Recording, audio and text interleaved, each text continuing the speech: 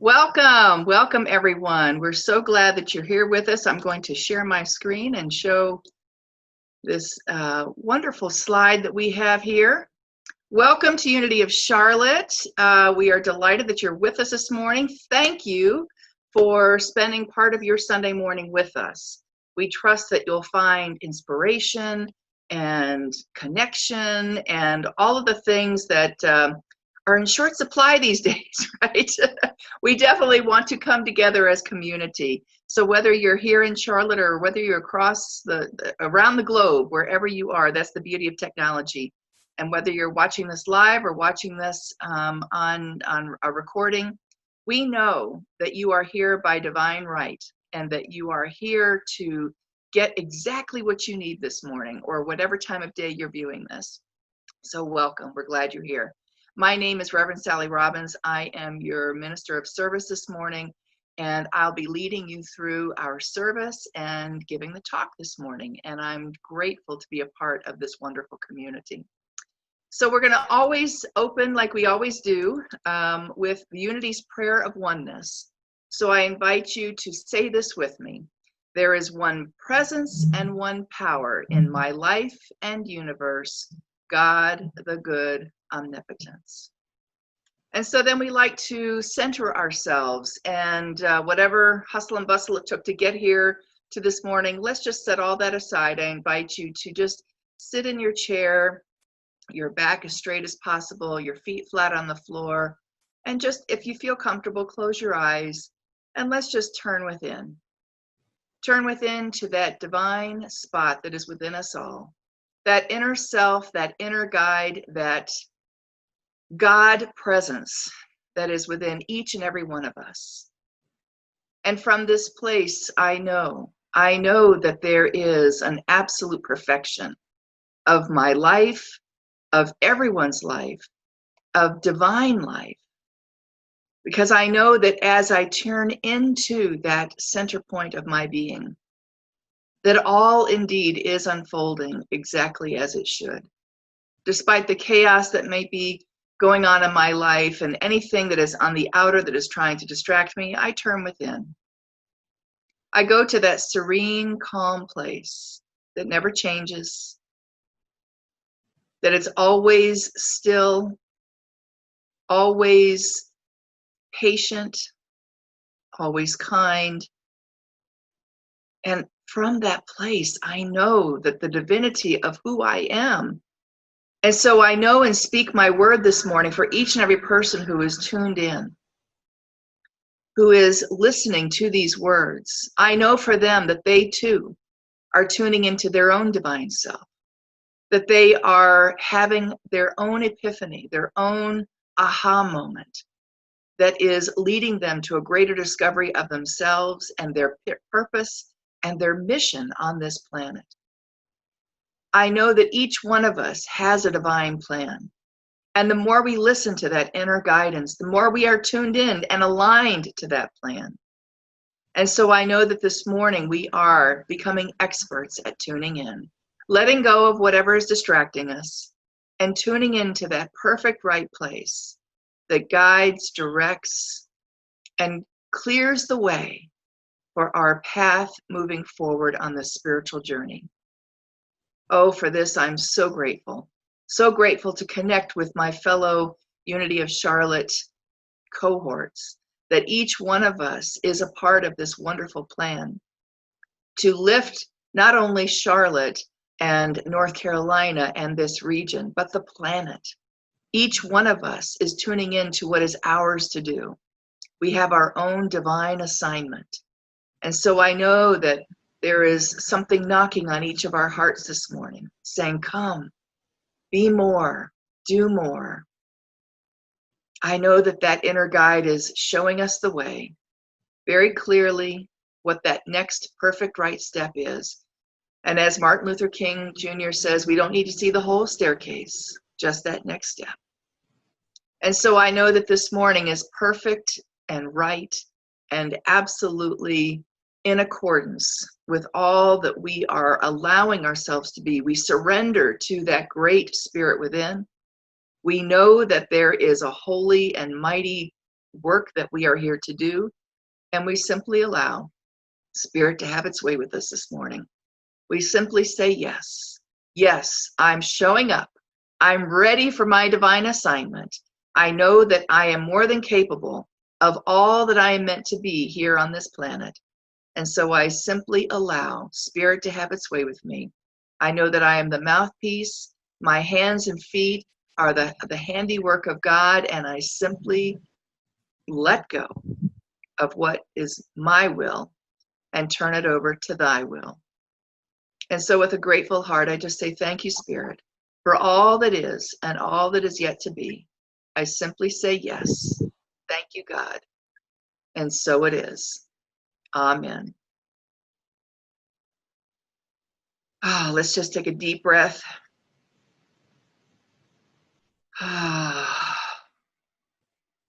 It is so good to remember to breathe. I have to remind myself of that on a regular basis. So we're, again, grateful here that you're with us at Unity of Charlotte. Let me get my script to make sure that I'm saying what I should. For those of you who are joining us on YouTube, we are grateful that you are here. You can subscribe on YouTube so that you get notification of all of our talks there. That helps you and others find our YouTube broadcast, and they are available at any time of any day, which is wonderful.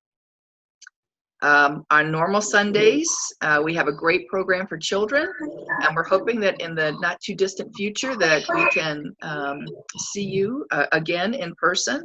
When we do, we'll have our youth program going again. Maria does a fabulous job of pulling that together each and every week, and all the teachers who assist her. So plan on bringing your kids and your grandkids to that. If you or anyone you know is in need of prayer, and we know there's a lot of people who are hoping that they can be supported in prayer during this time, we have not forgotten that even if we cannot be together in person, we definitely have an incredible prayer team that is just waiting for the chance to lift you up and know the truth for you. So all you have to do is go to our website. It's right on our homepage. It says, click here for prayer, and there will be a chance for you to email that in. It goes into a confidential inbox, and we would love to support you in that. If it's something that you're being challenged with, or even something that you're excited about and just want to have someone stand with you in your happiness over some great event. We're just knowing that we can support you in this in whatever way works for you. So don't forget to click on that. And if you want to talk to somebody, Silent Unity is available 7/24, 365 days a year. You can definitely, I think I'm hearing a dog. I'd like to ask whoever might be having to mute themselves. So Silent Unity is available for each of us to call, and that number is 800-NOW-PRAY, the acronym NOWPRAY, and just dial that, and someone will give you live over the phone the opportunity to pray with you. And I've called Silent Unity several times, and it's been wonderful to have that lifeline available to us. So take advantage of it if you choose. Announcements, you can go to our website and find out all the wonderful things that are happening, or refer to your newsletter. We do have classes and other things going on, so just go to our website, which is unityofcharlotte.org. So let's move to our affirmation of the month. We're in a brand new month. Welcome to August. Yes. It's hard to believe summer is going by because we're in such a different structure this time around. This is a very different summer. Would you agree? And so I realized yesterday when it was August 1st, it was like, oh my goodness, where has this summer gone? But as we anchor ourselves into August, it's wonderful to have an affirmation like this. So I invite you to say this with me. Abundant grace The grace of God is with me always. As a beloved creation of a loving creator, I am always enfolded in God's grace. Unexpected goodness and blessings are my constant companions. The grace of God is with me always. I think that's something we could probably say every day for the next month. So I just love that affirmation, and you'll be able to find that also in our newsletter too. So if you find that this is a help to you, by all means, take advantage of the resources that we have here for you. Okay. So we're going to move into my talk now. It's called the Gratitude Advantage. The Gratitude Advantage. And I know many of us have heard many a talk on gratitude. So I've tried to find things, because I noticed that one of the things that I've had to lean on during this time is that I'm really having to struggle with some of the challenges here of being isolated and being in quarantine, basically, seeing people on a very irregular basis. Is anyone else out there with me? I just feel almost like I'm being held captive in my own apartment. And I see people, I see people in the grocery store, but it's not the same. It's not the same as getting our hugs on Sunday morning. It's not the same as just even being in, the same room with families. And I do many Zoom conferences throughout the week, and that's not the same either. So what I have found is that I'm really having to reach deep into my own resources, my own spiritual reserve, so to speak, and flexing my spiritual muscle and strengthening it. And gratitude is one of those basics that it's so basic, sometimes we forget it. And so I've been thinking a lot about that in the last couple of weeks, that the more I'm grateful for what I can do, the more I'm grateful for what I do have, the more that expands. And so that's the purpose of my talk this morning, is helping me refocus, because, as ministers, we're only doing talks for ourselves, and you're kind of along for the ride, because if you ever want to know what is going on in a minister's life, listen to their talk, because we're doing these talks for ourselves, and we're hoping that it resonates with you too, because I'm a strong believer that I have to be my own laboratory. If I'm really going to be talking about these things, I need to be doing these things, because it only works if you work it. And so the gratitude component has come up big time in my life in the last couple of weeks. And I'm recognizing that I have to let go of some of the negativity that is so easy for me to find in my outer world, and let that go and focus on what I am grateful for. I'm going to give you an example. You might know this guy. His name is Coach Mike Krzyzewski. I don't know if I've said that name right, but they call him Coach K because he has a very difficult last name to pronounce. He is the basketball coach at Duke University. He's a legendary coach. Is one of the winningest coaches in the entire country. The NBA has tried to recruit him many times, and he's turned them down each and every time to stay at Duke, and has a tremendous following with his not only his student players, but the university, because Coach K decided a long time ago that he wasn't just a basketball coach. He was a leadership coach. He was someone who wanted to develop and grow people. And so that's how he approaches all of his sports practices. And as he develops leaders, they, of course, turn into stellar players, which then can win championships. And they've won quite a few of them. Well, many years ago, he decided at the beginning of one of his seasons that he was going to have a basketball. He got a brand new basketball that he purchased, and he brought it into that first practice. And he said to all the players there, I want you to write the name of every person who has helped you get here today. Even if you're just 18, 19 years old, however old they were quite young, of course. Even if it's your family, your friends, your relatives, who helped you get here. Write their name on this ball. So they all did. Now that ball now represented all of the support that had helped them get to that point. And he said, I want you to know that you can't get anywhere. You cannot win by yourself. You have to have the support and the graciousness of others behind you, lifting you up and knowing the truth for you. He could be a minister in his own right. And so they took this ball and they had it at every practice, at every game. As a matter of fact, some players took the ball home with them and slept with it because they were trying to indoctrinate themselves into the idea that by being grateful for who had helped them, that then they could put that same graciousness out into the world. And that graciousness would come full circle. At the end of that season, they won the championship. And that ball was with them when they won the championship. And I love that story because Coach K decided at that point that he wasn't there to create a winning team. He was there to create young men, young people who were alive and on fire with their purpose, their mission, that they were here to do something bigger than they are.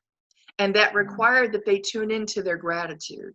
That required that they tune into being gracious for what they already had in their lives. Even if it wasn't where they wanted to be, they could still be thankful because they knew that they were on their way to something greater and that there was a force and a transcendence that was happening in their own lives. I love that whatever our situation, if we can see it through the lens of gratitude, we'll discover this gratitude advantage. And it truly is an advantage. We have learned again and again and again that when we tune into that place, that we are no longer tied to, I got to get to this, because who knows if this is the right thing. I once heard Senator Cory Booker many years ago, before this last campaign, this was probably even before the 2016 election, he was asked, because he was this rising star in his political party, he was asked, are you going to run for president? And he said, you know, what I decided a long time ago was that instead of saying I'm going to do X, what I'm really here to be is the very best of who Cory Booker is supposed to be. And that's providing, you know, a great education for children. And he named several other things that he was doing. And he's with our phone. I'm hearing somebody. Could we, Alan, can you please mute everybody but me? That would be fabulous. That would be fabulous. So Cory Booker said, it's not the end goal. These are the things that I want to do. And if that role, being president, is what helps me fulfill that purpose, then great. And I loved how he very succinctly decided he was going to be grateful for the things that he could do without holding on to an ultimate end game. And that's what Coach K has done also. If you win the championship, that's great. But if you win in life, that's the end game. That's what we're really here to do. And gratitude definitely gives you an advantage if you're seeing through that lens. So as we talk more about gratitude, there's three things that gratitude does. First of all, gratitude keeps us hopeful. It keeps us hopeful because too many times, especially during this coronavirus, I have found myself going, what's the use? Because you feel so inundated by all of this coming at you and you go, what more can I do? But gratitude, if I'm really anchored in gratitude, it keeps that hope alive. And I always want to be coming from that place. It motivates us to stay in the game. I'm going to tell you about a Lutheran pastor who was born in 1906. His name was Dietrich Bonhoeffer. And Bonhoeffer was born in Germany, and he grew up and he went to seminary and became a minister. And in 1930, at the age of 24, he came to the United States to, he was in a doctorate program, a graduate program, at Union Seminary in New York. And so he came to further his studies. And while he was there, he became friends with several of his fellow students, one of whom was Frank Fisher, who was an African-American seminarian there with him. And Frank introduced him to the Abyssinian Baptist Church in Harlem. And they would go on Sundays and visit this church in Harlem.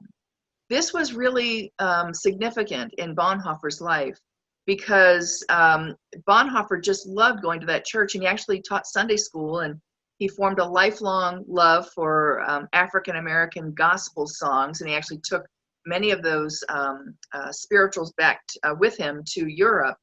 And he heard Adam Clayton Powell Sr. preach the gospel of social justice, about how you had to be sensitive to the social injustices. And he got to see firsthand when he went to Harlem, when he went to this church, that there was definitely, the church was not helping integration.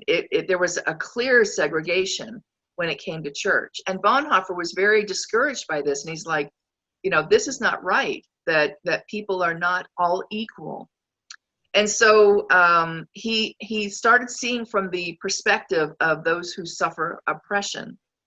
And he returned to Germany in 1933. Well, guess what's happening in Germany during that time? The Nazis came into power that year. They began to dictate church life. And similar to what happens in many regimes, they decided that they had to be, it had to be their way, even in churches. So they decided, for instance, that that no longer could any ministers be of Jewish descent. And so they started, they had a mandate saying they had to leave, they had to get rid of them. Well, Bonhoeffer was aghast that this was going on, and he became a leader in the anti-Nazi movement that was happening throughout the country, and especially in the churches. So here he was, a young minister, trying to figure out what his role was in this, and he was determined that he was not going to be a part of a church that said that the Führer was the head of the church, not Christ. He was really clear about that. And so he joined others, and there was actually a schism in the church because of this. Some who were following Hitler and their regime, and others who were like, we don't want any part of this. And Bonhoeffer was a part of the latter. And so in 1935, he was offered a very well sought after opportunity to go study nonviolence with Gandhi at his ashram. He actually turned it down, though, because he knew he was needed. He was needed in Germany at the time because so much was happening in there. And so he became head of an underground seminary. They literally had to start teaching classes and seminary underground because the Nazis would not allow this, and they actually were closing seminaries. So by August of 1937, Himmler had decreed the education and examination of ministry candidates illegal. You couldn't become a minister now. Well, this didn't sit well with the opposition either. So they were closing these seminaries, and so they started arresting people who were defying them. And it was around this time that Bonhoeffer published his best-known book, The Cost of Discipleship. And in that book, he really described what it means to be a follower of the master way shower, Jesus. What does that mean? And how does that mean showing up? It's not just during the easy times. You've got to also have the gratitude for what you can do in the hard times too.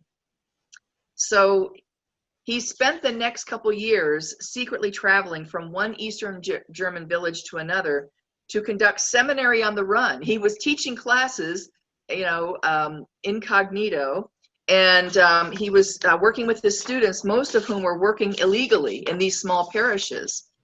And he was further harassed by the Nazi authorities, saying, they basically said to him, you can't speak and you cannot write, because it was so inflammatory what he was doing.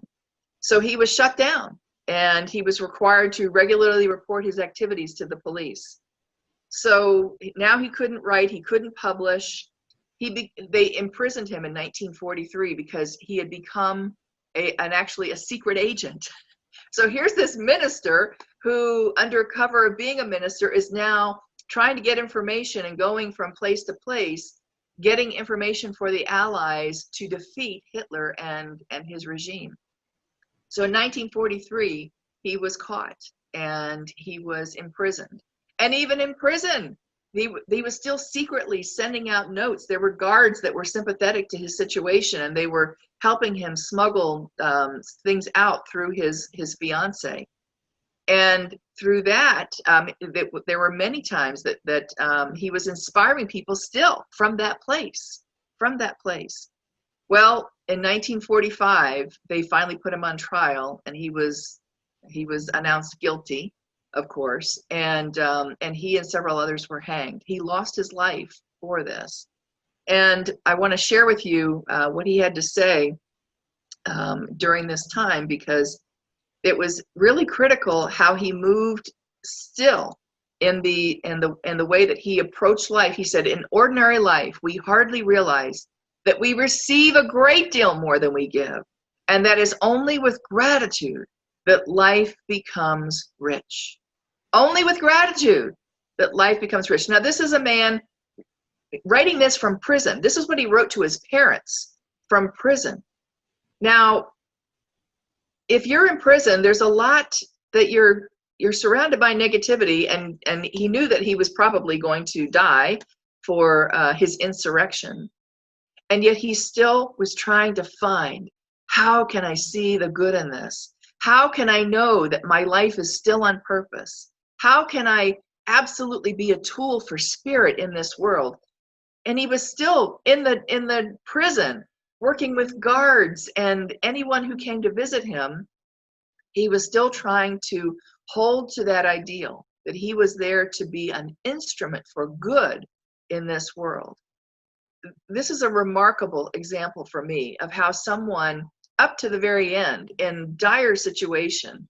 I'm not in a wartime situation. I can certainly find good. Even in coronavirus, I can still find gratitude, something to be grateful for in my life. And this is what I'm trying to integrate into my life. How can I use this every single day? Some of us will do gratitude journals. Some of us will just make sure that what we're speaking of, are we speaking more positively than negatively? Meaning, am I saying thank you and being grateful? And I've got a really wonderful example a little bit later here. But Bonhoeffer is to me a wonderful ideal for how I can hold myself to a higher standard, even in the midst of great difficulty and challenge. That's where I want to be. That's how I want to live and who I want to emulate. So one of the things that we talk about, how gratitude keeps us hopeful, but gratitude also keeps us healthy. Study after study has been shown that when people are grateful, their immune systems are more active. They are have a great deal more hope and positive outlook on life. And so gratitude is the bedrock of what it means to live a really healthy life. It's truly amazing in its physical and psychological attributes and benefits. In one study on gratitude conducted by Robert Emmons at the University of California at Davis and his colleague Mike McCullough at the University of Miami, randomly assigned participants one of three given tasks. Each week, the participants kept a short journal. So one group was said, you need to briefly describe 5 things that they're grateful for in the past week. And so they would write down in their journal what they were grateful for. Then the second group was assigned, write down what hassles you had this week. What really gave you challenge and difficulty? What were you really trying to struggle through this week? And they wrote those down.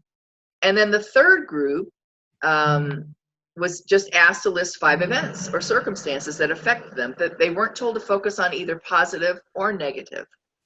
10 weeks later, the participants in the gratitude group felt better about their lives as a whole and were a full 25% happier than the group that just wrote about their hassles. They reported fewer health complaints and exercise an average of 1.5 hours more. Now that's pretty significant, 25% more.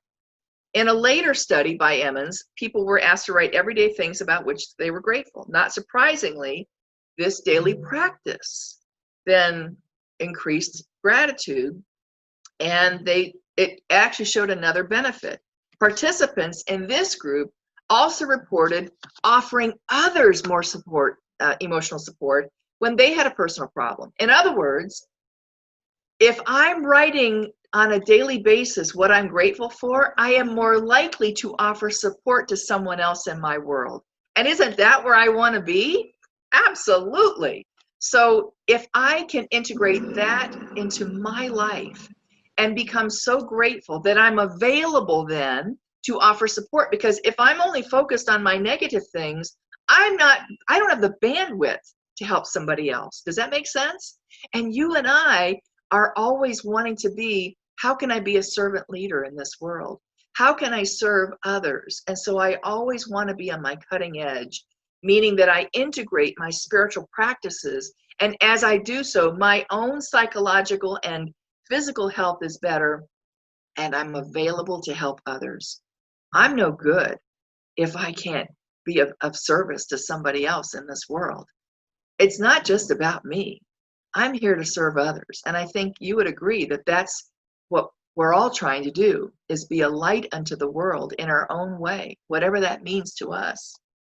So spiritual connection with God deepens when we practice gratitude. There's something that happens that when we trust so much, when we're grateful for what we do have, and we're trusting that the universe is supplying, even when we can't see it, that we are saying, you know what? Don't know what it is yet, but I know that something is moving in the unseen for my greater good. That's a deepening of our trust and a deepening of our own spiritual reliance and self-reliance, that all is unfolding exactly as it should. So gratitude is, again, creating this incredible foundation for us. I remember back to one of the most challenging times in my life. I was in my late 20s. I had started a business that then was failing rapidly, and I was just beside myself, just trying to figure out how to keep the business afloat, how to pay my bills. I mean, it was a source of a time of great anxiety for me, because I just hadn't ever faced anything of that depth before. And it got to the point where I had no money. I mean, I was broker than broke. And it took me years to climb out of that financial hole that I had created.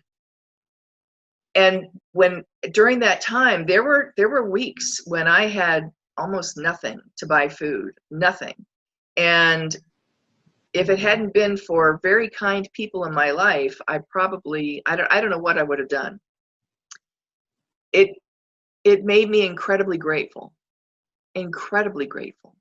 So when it got to the point where, because just buying groceries was such a hardship, that when I finally built myself back up to the point where prosperity was not an issue anymore, and I could walk into a grocery store and buy what I needed, I was filled with a sense of wonder and gratitude.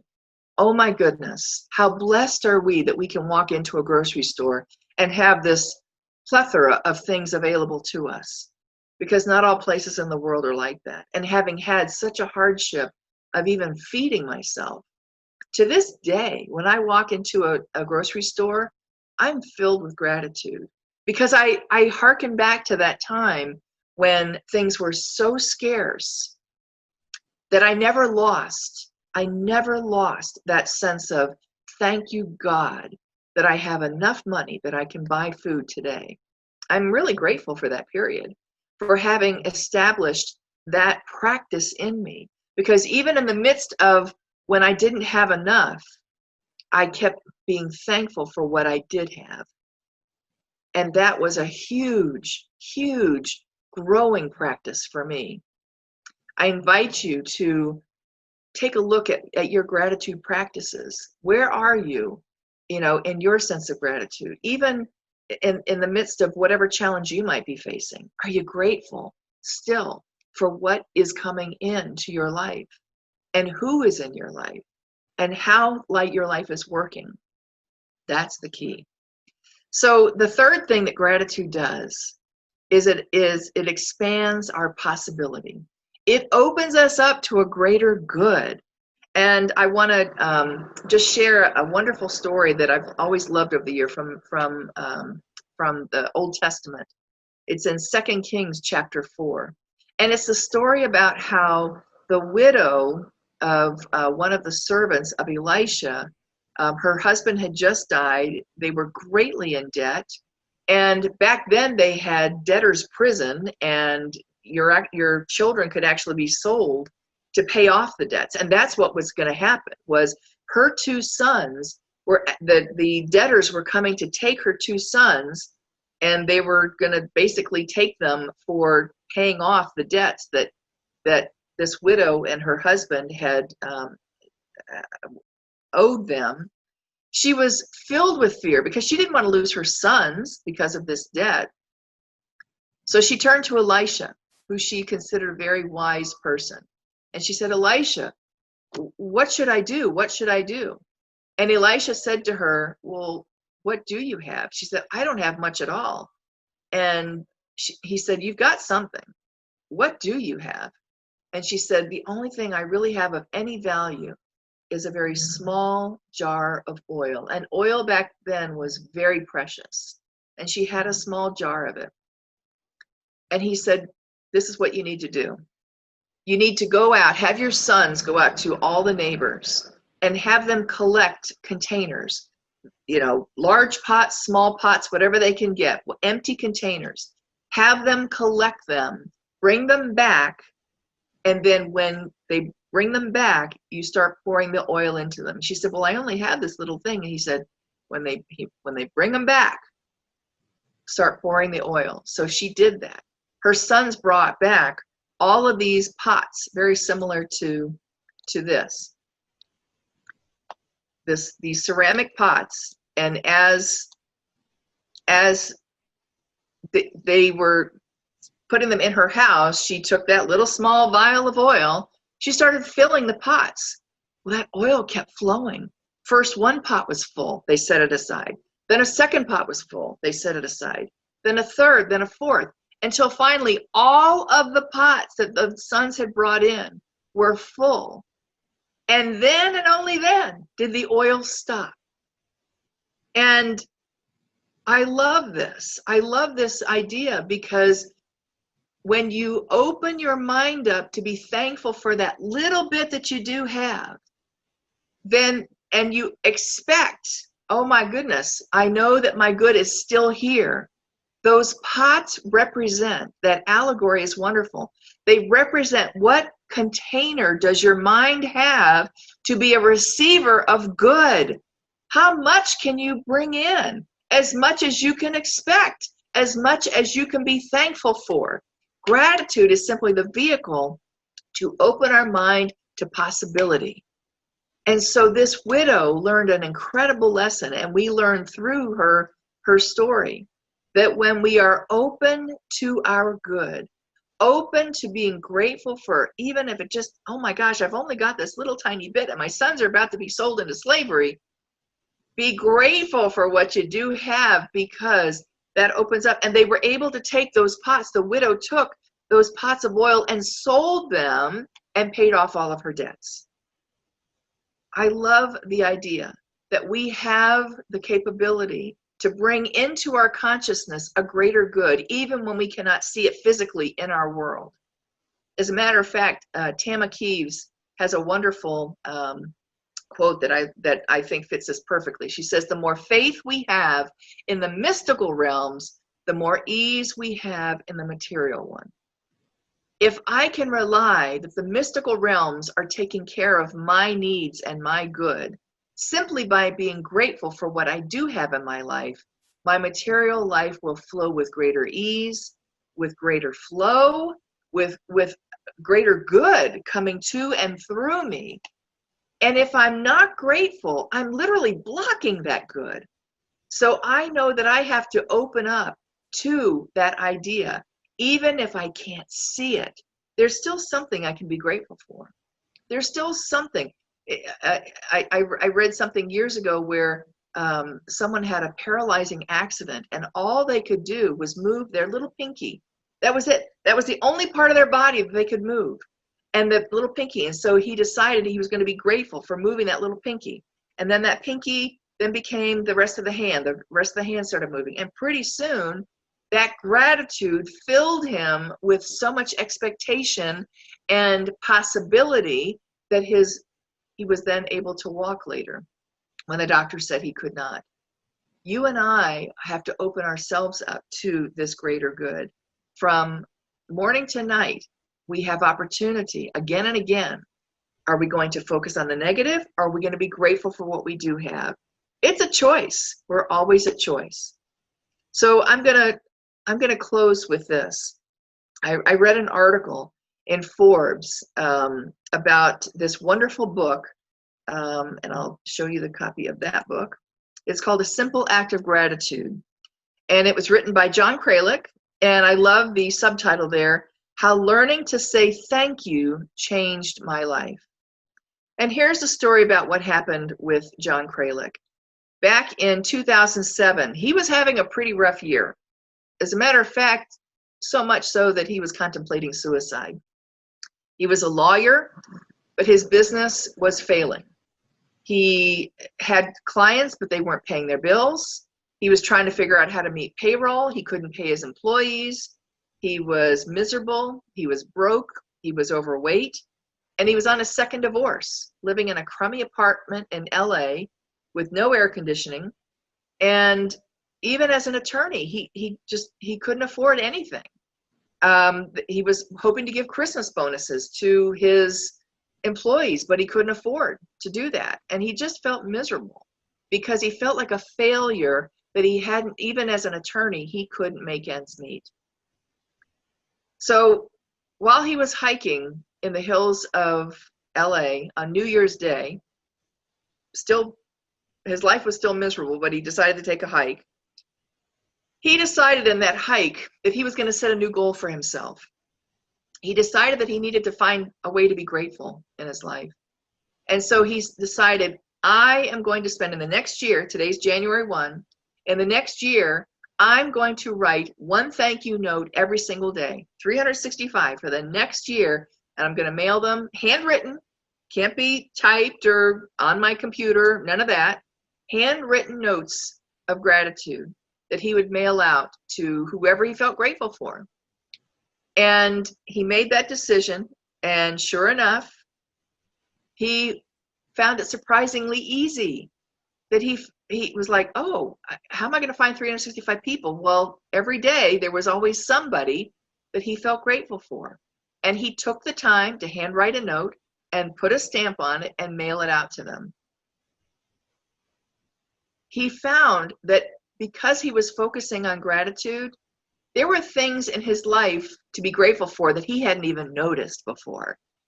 Because it was right under his nose, but he couldn't see it because he was so blinded by, oh my God, I got to pay my bills. This isn't working. That's not working. Can't pay my employees. And that lifted the blinders off of him to where he started noticing there was a tremendous amount in his life to be grateful for.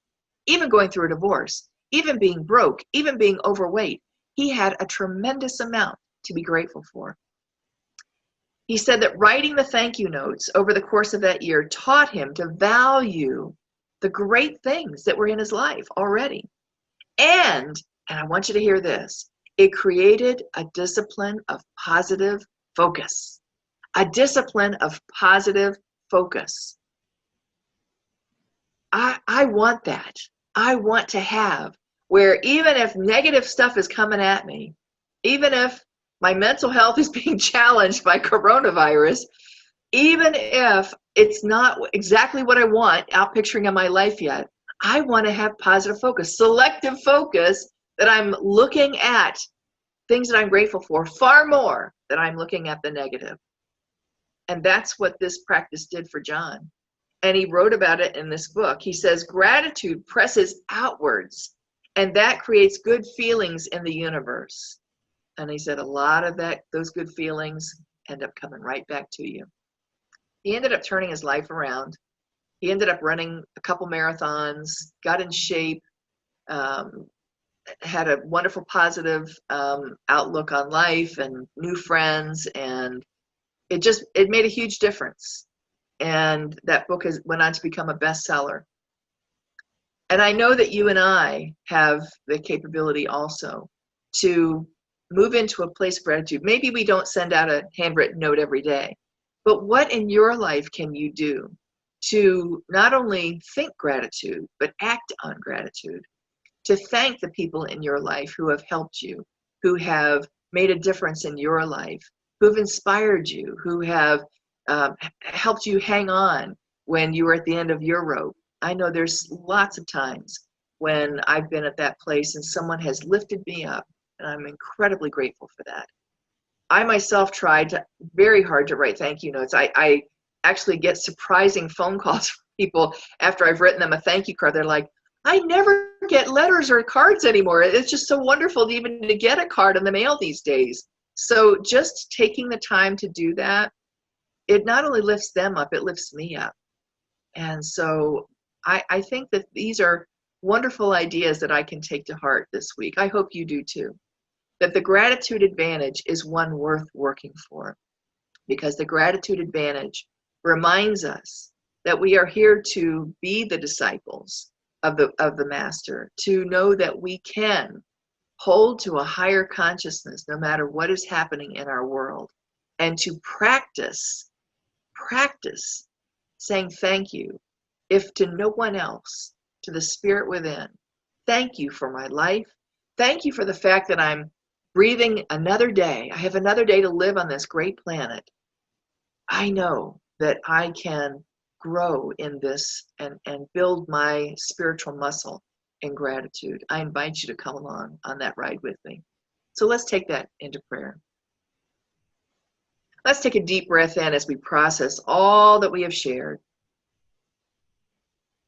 Father, Mother, God, we're so grateful. We are so grateful for this time together this morning, for the technology that has created this opportunity to leisurely watch from our living rooms and to be uplifted by each other, by the words of spirit coming through my mouth, coming through everything that is coming through this broadcast. I know that we are in a time of great turmoil, and yet, there is so much for which we can be thankful. There is so much upon which I can stand and say, thank you, Spirit, my life is wonderful right now. And that I can be grateful to those around me, to those who in their own way lift me up and keep me encouraged and inspired and help me through my tough times. And so I know that the persons who are joining with me this morning are lifting themselves up to this place in consciousness too. And everyone who is listening to my words, I know that they are different now. Their very DNA is changing right now to a place of deep gratitude and inspired living, of living to their highest calling, whatever that may be. Turning within with their intuition to that divine guidance, and listening with their gentle ear and saying, yes, I'm ready to show up in this world to be that which I came to be. And so I just give great thanks for this time this morning. I give great thanks for the opportunity to be of service to Unity of Charlotte this morning, and to know the truth that we're all in this together, and that each one of us has our perfect right place, doing things that only we can do. There's no one else on this planet who can do what we do. And so it is our unique gift and contribution that we are bringing forth to that planet right now. And for this, I'm incredibly grateful. I'm incredibly grateful. And together we say, and so it is. Amen.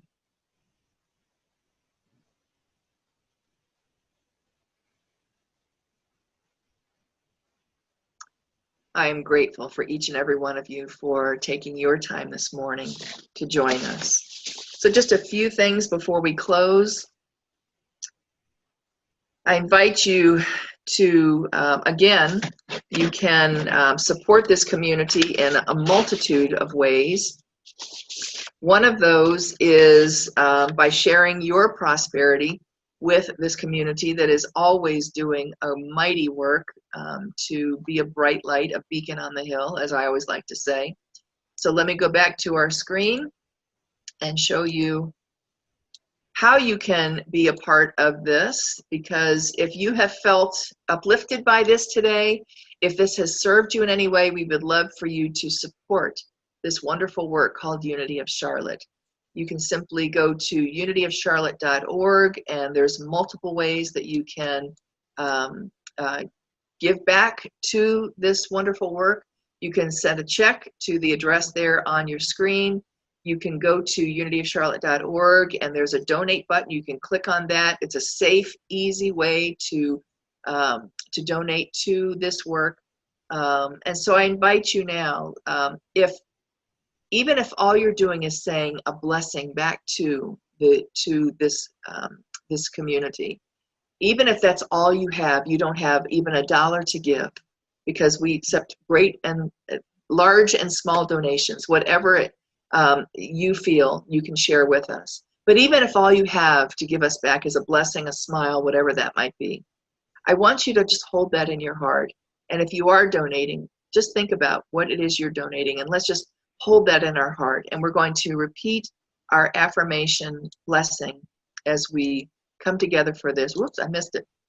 And we're going to say this together. Joyously, I give this gift, knowing the divine presence blesses and multiplies all that I am, all that I have, all that I give, and all that I receive. Thank you, God.